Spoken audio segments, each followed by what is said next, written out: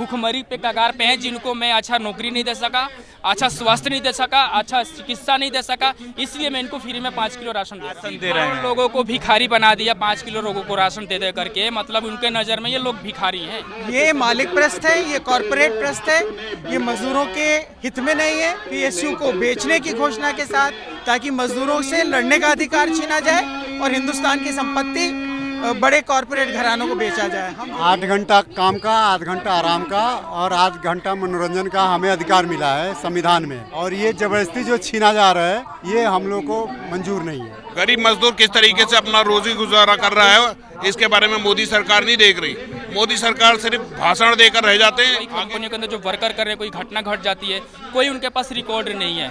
महिलाओं के साथ छेड़खानी हो रही है, ठेकेदारी प्रथा, हर सेक्शन के अंदर आप चले जाए ठेकेदारी प्रथा है। तो मोदी जी हर मंचों से, हर भाषण में यही बोलते हैं कि हमारा जो देश है, मैं किसानों का, मजदूरों का और भी जितने तबके लोग हैं, मैं उनके साथ मजबूती के साथ खड़ा रहता हूं। लेकिन आप आज लोग यहाँ पे धरना प्रदर्शन कर रहे हैं, क्या कहेंगी?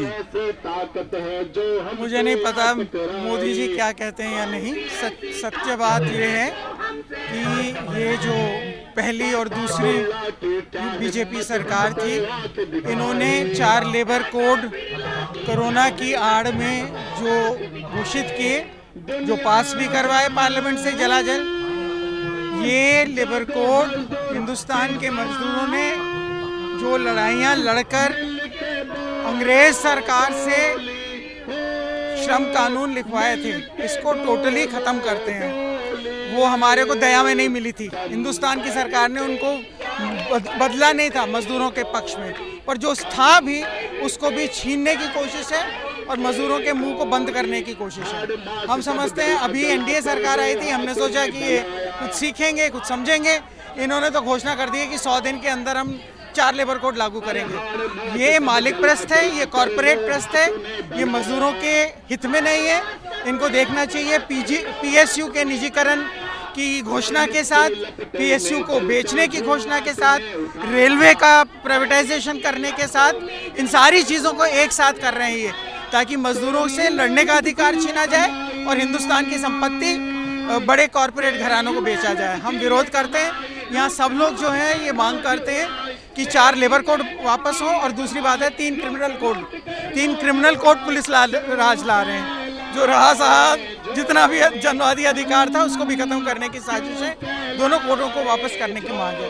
तीसरा, क्योंकि ये दिल्ली का प्रोग्राम है, तो दिल्ली में हालत ये हो गई है कि वो जो दिल्ली सर्विसेज एक्ट है उसके तहत अधिकार खत्म हो गए। दोनों सरकारें नाकाम हैं। जो बाबा साहब ने समान वेतन और 8 घंटे का लेबर कोड लाया था कि जो 8 घंटा काम करेगा और समान वेतन उसको होगा, उसको लेकर जिस तरह से जो कंपनियां आज मजदूरों से 12 घंटा काम लेती हैं और उनको एक मामूली सा रकम दी जाती है, उसको लेकर आप यहाँ पे प्रदर्शन कर रहे हैं, क्या कहेंगे इसको?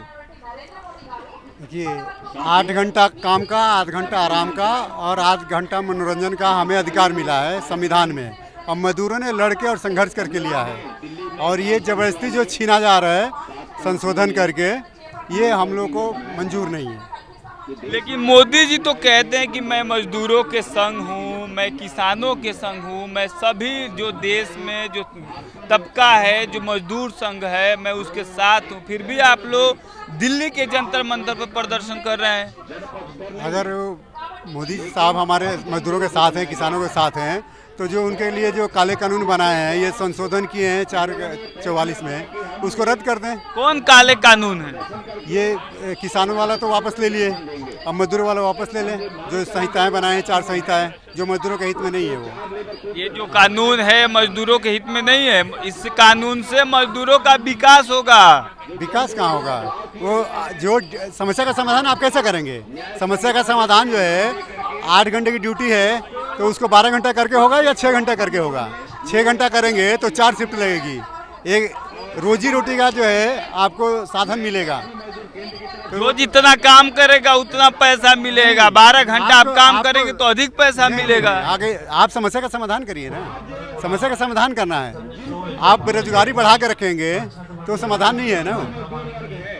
क्या कहेंगे सर, जिस तरह से आपने ये बैनर लगाया है और इसमें आप मांग कर रहे हैं कि न्यूनतम वेतन 26,000 होना चाहिए। देखिए, बढ़ती हुई महंगाई के अनुसार तो आजकल जो वेतन जो मिल रहा है लेबरों को वो पूरा नहीं पड़ता घर के लिए, और रही बात जो वेतन मिलना चाहिए उसे हर मालिक छुपा देता है और आगे तक देता नहीं है। महंगाई बढ़ कहाँ रही है? आप कह रहे हैं कि बढ़ती महंगाई। 100 रुपए किलो टमाटर हो रहे हैं और आप कह रहे हैं कि महंगाई नहीं बढ़ रही।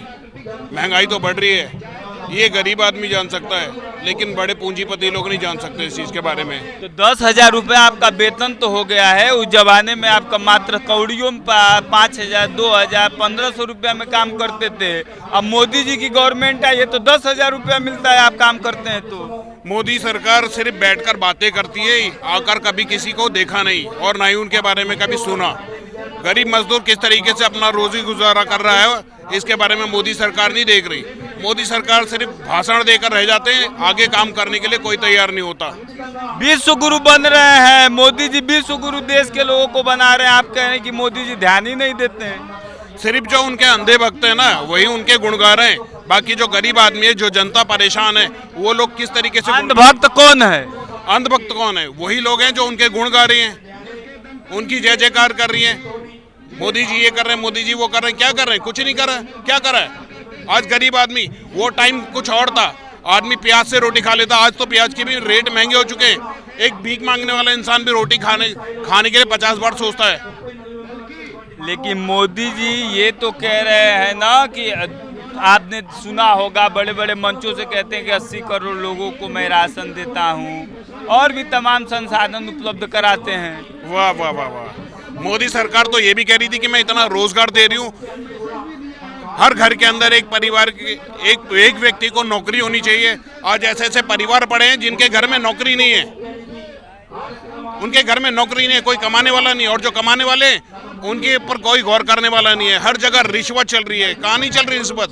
हर जगह रिश्वत चल रही है। इस देश में सबसे ज्यादा गरीब, मजदूर और बेबस लोगों का कोई ध्यान रखने वाला है तो नरेंद्र मोदी जी है, क्योंकि वो भी एक गरीब परिवार से आते हैं, चाय बेचे हैं बचपन में, इसलिए वो गरीब मजदूरों के साथ हैं। जब उन्होंने चाय बेची थी, आज वो पकोड़े खा रहे हैं, और वो भी हम जैसे लोगों से तलवा कर।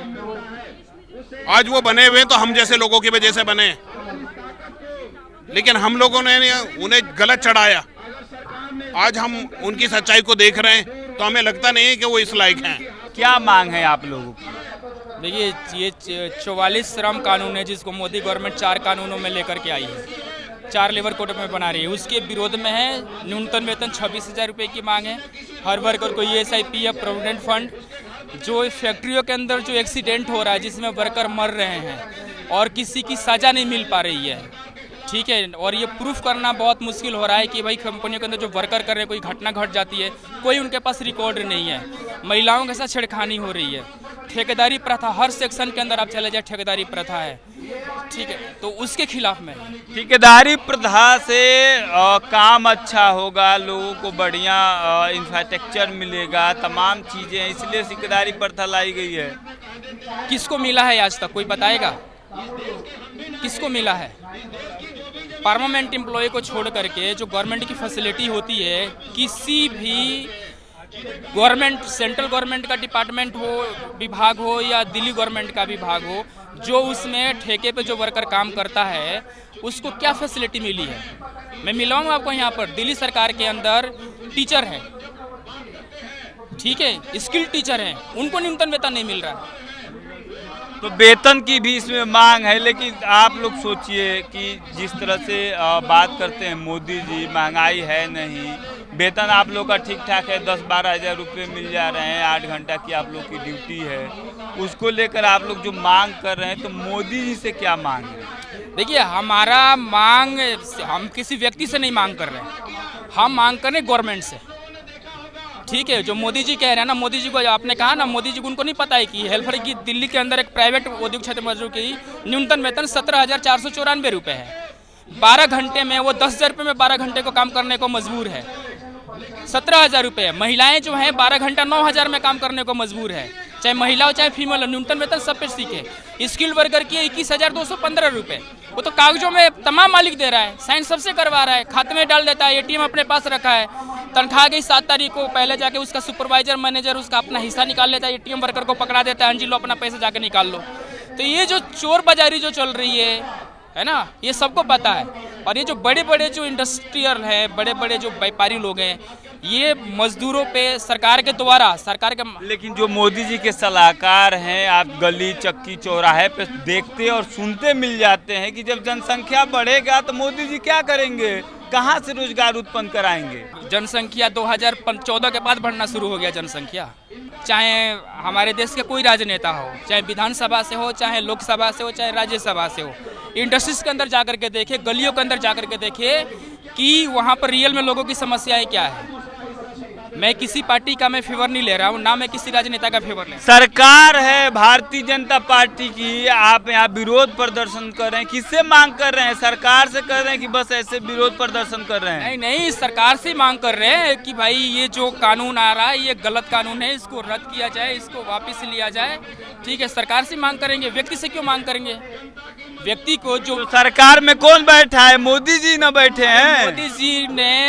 मोदी जी बैठे हैं, ठीक है, मोदी जी देश के प्रधानमंत्री हैं, ये बात ठीक है, लेकिन जो नीतियां वो लागू कर रहे हैं वो गलत है। हम उसको कह रहे हैं कि इसको रद्द कीजिए, इसको वापस लीजिए। कौन सी नीति उनकी आपको गलत लग रही है? सारी नीति तो अच्छी ही लग रही है हमको। देश विश्व गुरु बन रहा है, 80 करोड़ लोगों को राशन दे रहे हैं, सुकन्या योजना चला रहे हैं, जन धन योजना चला रहे हैं, तमाम ऐसी योजनाएं हैं जो मजदूरों, किसानों सबके लिए लाभप्रद है। आप कोई मुझे 4 उनकी अच्छी योजनाएं गिनवा दीजिए जिससे किसी को लाभ मिला हो। कोई 4 योजना आप बता दीजिए। 80 करोड़ लोगों को रोजगार राशन दे रहे हैं। लोगों को भिखारी बना दिया, 5 किलो लोगों को राशन दे दे करके, मतलब उनके नज़र में ये लोग भिखारी हैं। अगर देश इतना तरक्की कर लिया होता, सबके पास पैसे होते ना, तो 5 किलो नहीं। तुम दिखा रहे हो कि हाँ जी मेरी ये 80 करोड़ लोग ना भूखमरी पे कगार पे हैं, जिनको मैं अच्छा नौकरी नहीं दे सका, अच्छा स्वास्थ्य नहीं दे सका, अच्छा चिकित्सा नहीं दे सका, इसलिए मैं इनको फ्री में 5 किलो राशन दे रहा हूँ। खाना देना भूखमरी है? ये खाना कहते हो आप इसको?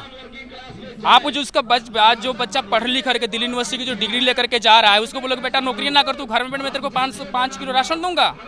उसको बीमार हो जाएगा तो किसी हॉस्पिटल के अंदर जाएगा तो दवाई नहीं है, टाँका लगाने वाली सुई नहीं है, टाँका कार्ड लगाने वाला धागा नहीं है, उसका पेरेंट्स को बोलेगा कि बाहर से खरीद करके लाओ, ये आप कहोगे? नेशनल दस्तक की आपसे गुजारिश है कि अगर इसको बचाना चाहते हैं तो नेशनल दस्तक को सब्सक्राइब करने के लिए रेड कलर के सब्सक्राइब बटन को दबाएं, फिर बेल आइकन की घंटी दबाएं। नेशनल दस्तक को बचाने के लिए बहुत जरूरी है कि हर खबर को शेयर करें, लाइक करें, कमेंट जरूर करें।